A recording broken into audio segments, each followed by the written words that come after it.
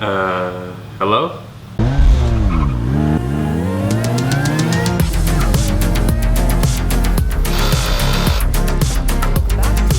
LSJ Fiero.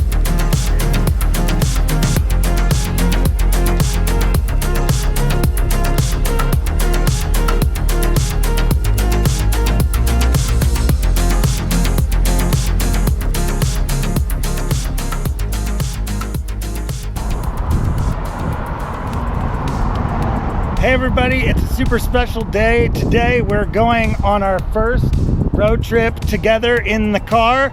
I guess you could kind of call it a field test, but mostly it's just us enjoying the vehicle as a vehicle for the first time ever. Yeah, we've done all our really creative Fiero packing type tricks. I don't know if and we've got a lot of the interior kind of half together. We got everything but this. Yeah, well, you know, it's been pretty good. You haven't Fiero'd unless you've put a propane bottle inside the trunk and blankets and everything Tetris. The Fiero Tetris game is the most fun, you know. Not sure if you knew. Some of the best parts of Fiero Tetris that most people don't know is putting things in the front compartment. Many things. Everything that can fit. All the things. Are you hiding more things? Yeah. Oh, now she wants legroom. Oh. It's the 4th of July, and I, of all people, in 25 years of 4th of July, I've never burnt myself, and I really fucking burnt myself. Like, I got a 3rd degree burn on my finger. And so, yeah, be careful when you're playing with the fireworks. Be careful.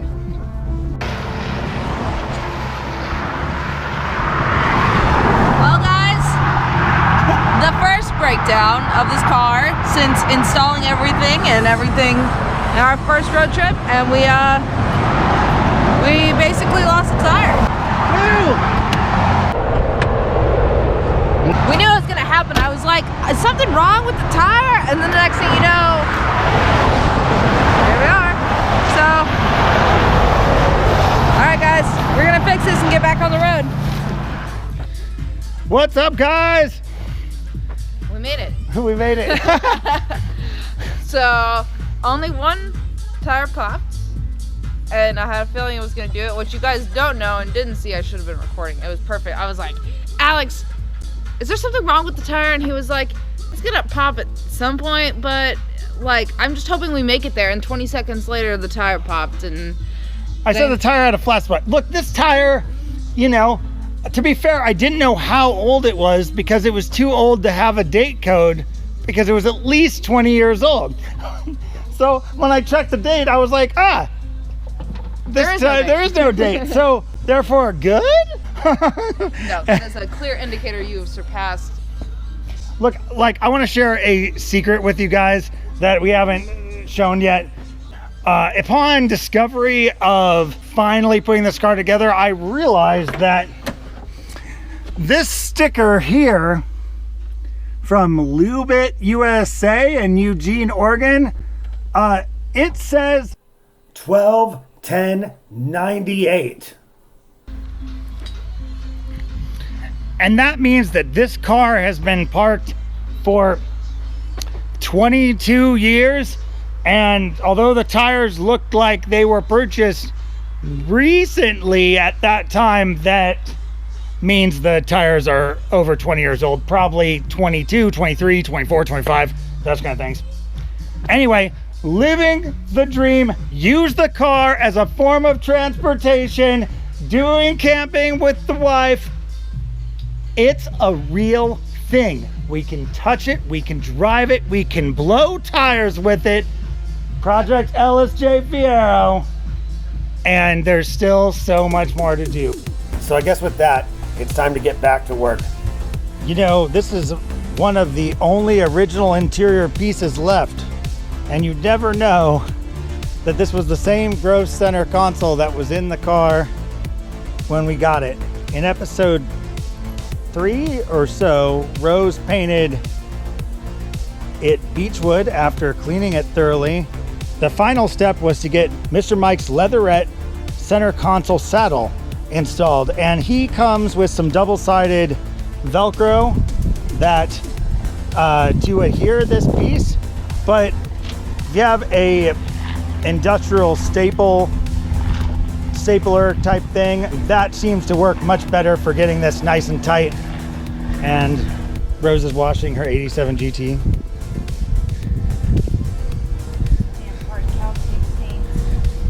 We need better water. Vancouver, give us better water. You are staining our vehicles. We have so much extra work at the end of a wash because of the hard water. Man, this carbon fiber wrap is so hard to use. How am I going to wrap the gauge cluster without it looking ridiculously tacky? I don't know, Alex. Maybe you should call Ronnie. I think he made a video about using a computer to make gaskets. I don't remember that. I mean, I guess it's worth a shot.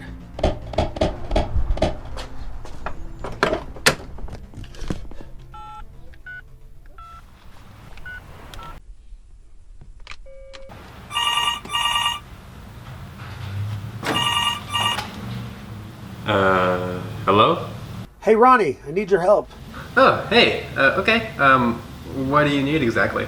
I've been trying to carbon fiber wrap our custom gauge cluster, and with the raised edges, I'm finding it impossible to get a clean wrap cut on the face. Because it's a one-off bezel and was expensive to have manufactured, I'm concerned that I'm in danger of damaging it, using a standard razor knife to trim it.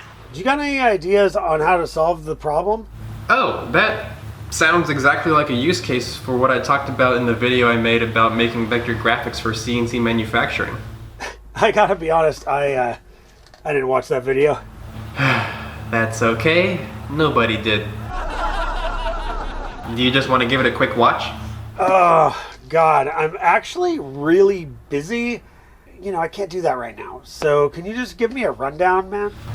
Well, basically, with the wonders of modern day computers, you can bring these physical parts into the digital world. You can either measure and draw them out in computer-aided design software, or CAD for short, or you can use a scanner and bring them into the computer directly as an image, and then convert that to a vector file ready to be manufactured. And for the manufacturing, you can use something like a laser cutter or a vinyl cutter, and bring those digital files back into the real world. Did you get that? No. Digital reality cutters. Got it. Okay, cool. Well, yeah, that's basically...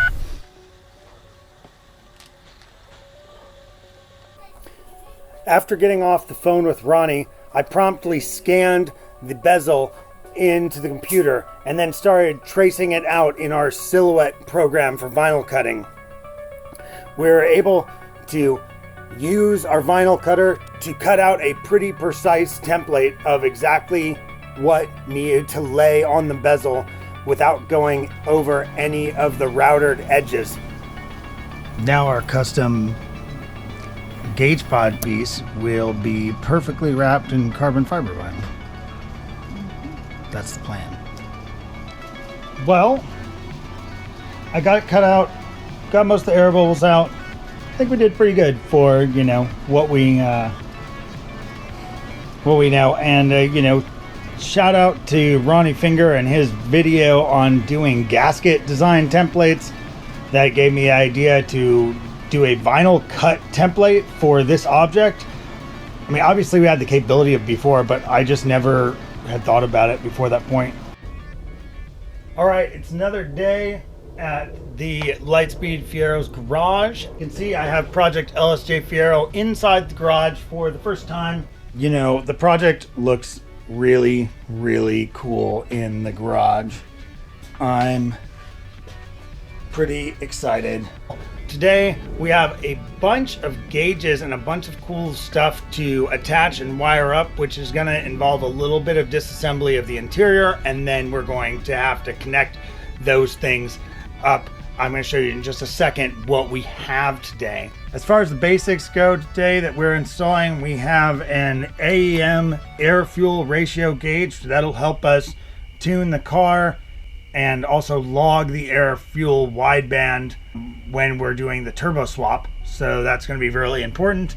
And then we have a boost gauge that matches some of our other gauges with the red needle and the white face. And we also have the Fiero radio trim piece. This was sent to us by our friends at Rear Engine Shop. We'll provide a link for his channel below. He does a lot of cool stuff with Fieros, so if you like crazy Fiero projects, he's got 3 of them, and he's a good friend of ours. And then here is an adapter that takes our Beechwood auxiliary pod that would normally have the oil and voltage gauges and makes it so that we can have 3 2-inch gauges. I am going to have to wrap it in the carbon fiber material. This shiny aluminum will not work for the theme of the interior, so I'm going to try to do that now. Well, vinyl wrapping is my favorite, and I didn't really want to show you guys while I was fumbling around with it. Don't take any advice from me on vinyl wrap, but I did get this guy vinyl wrapped. So let's just slap that in and slap some gauges in it right now. It's the AM air fuel ratio gauge, boost gauge. You know, in here we've got voltage and oil pressure down there. I was gonna film more, but it's taking a really long time and it's really dumb. You know, these gauges come on with the indicator lights. This is not all that impressive, but this is a 4-prong ABS connector. And if I disconnect that ABS connector that I've repurposed and the main plug for the red line cluster, I can remove this entire cluster, and all the wiring is hidden inside the cluster for the additional gauges, which makes me happy. I don't know if it makes anybody else happy, but I just hate working on a custom vehicle with a bunch of aftermarket gauges and it looks great, but then you open the panel up and the wiring is just all over the place. It's impossible to disconnect if you need to diagnose anything. I don't like it. So I've got a vacuum line coming from the boost gauge, and this I've got one wire for the oil pressure sender, and I'm going to use the other wire to run the air fuel ratio signal into the PCM on the AC pressure circuit that we're not using, so I can read it with HP tuners. If you're curious, I have replaced the oil pressure warning light with an oil pressure sending unit using a series of adapters. I did this when I installed the motor, but apparently I didn't use enough thread tape. This time I'm trying Permatex Blue because it was leaking oil, which sucks because this motor was super clean and there's actually no other oil leaks other than the one I created. Since I was doing an air fuel ratio gauge, I had to weld in a bung for a wideband oxygen sensor, and I didn't want to drop the whole exhaust, so I got a location within 36 inches of the manifold that I can access from the bottom to put the sensor in. This exhaust is going to have to get reworked and can be welded nicely when I take it down to do the turbo setup, but for now I have nasty booger welds. So, you know, comment below on how much better you can weld than me upside down in an awkward position with flux core. Anyway, there we are. It's definitely not gonna leak, but it is not something I like at all. In any case, I will get my wideband reading, which is what I need right now, and then we can grind and clean it up. You know, when I grind and clean up my welds, they start to look more like this. So I do care about how welds look, but you know, it is what it is. I'm taking a little bit of extra time here, and I know it's kind of strange, but you know, I made the heater controls finally work, which they were all frozen. You literally could not change from hot to cold. You could not change defrost. You could not get vent. So I had to lubricate all the cables and then unfreeze all the mechanisms back here, and then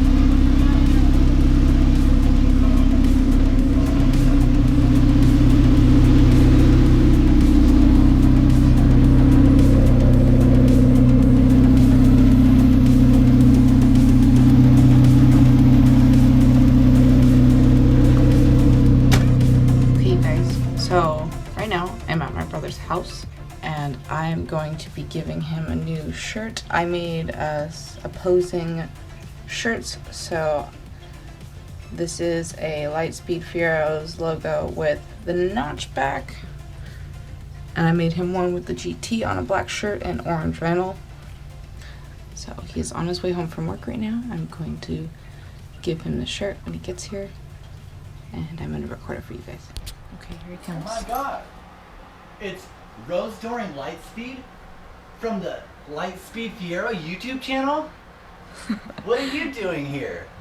I had a gift for you. No way! This is completely unplanned. What could it be? No way! I got my own merch now! Yo! Yo, that's limited edition for the fall, bro. What? I gotta do this proper, huh? Yeah, put that shit on. Put that shit on. Oh, yeah. Ooh! Oh, look at that. Yeah. Ooh, my non-muscular flex. All right, you guys, so just so you know, for the fall season, to prepare for fall, so for the month of September, we will be doing these black t-shirts with the orange vinyl. They will be very limited print, so if you would like to get one, make sure you get one. We will also have them available in the safety orange with the black vinyl, if that's something you guys are into. You guys can I test these things too. I mean, this vinyl's not, it doesn't want to come off. No, it's good vinyl. Yeah. I'm sure it's comfy too. It's stretchy, it's nice. It's not, Yeah. it's not super baggy, but it's perfect. Well, I you're like it. you're a skinny guy, but you're a tall guy, and that's a large, and so that fits those tall, skinny guys out there. Just those boneless chicken wings. Boneless chicken wings. All right, guys, if you want to pick up a couple of these shirts, you guys can get them on the Etsy shop, which is going to be etsy.com/shop/Lightspeed Fieros. We will make sure to leave a link down below. And there's still so much more to do because the last 10% of the project takes 80% of the time for some reason. Somebody said that somewhere, but like, it's gonna nickel and dime you to death. But I definitely appreciate all you guys watching. I know that Rose does as well. We hope to see you soon on the next episode of Project LSJ Fiero. We said we weren't gonna do that anymore. I know, I really hate the way that sounds. Don't forget to like and subscribe.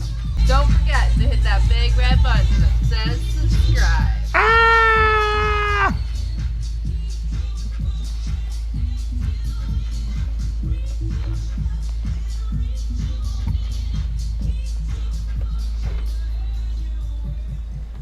Hey guys, today we are just gonna go have some fun in the LSJ.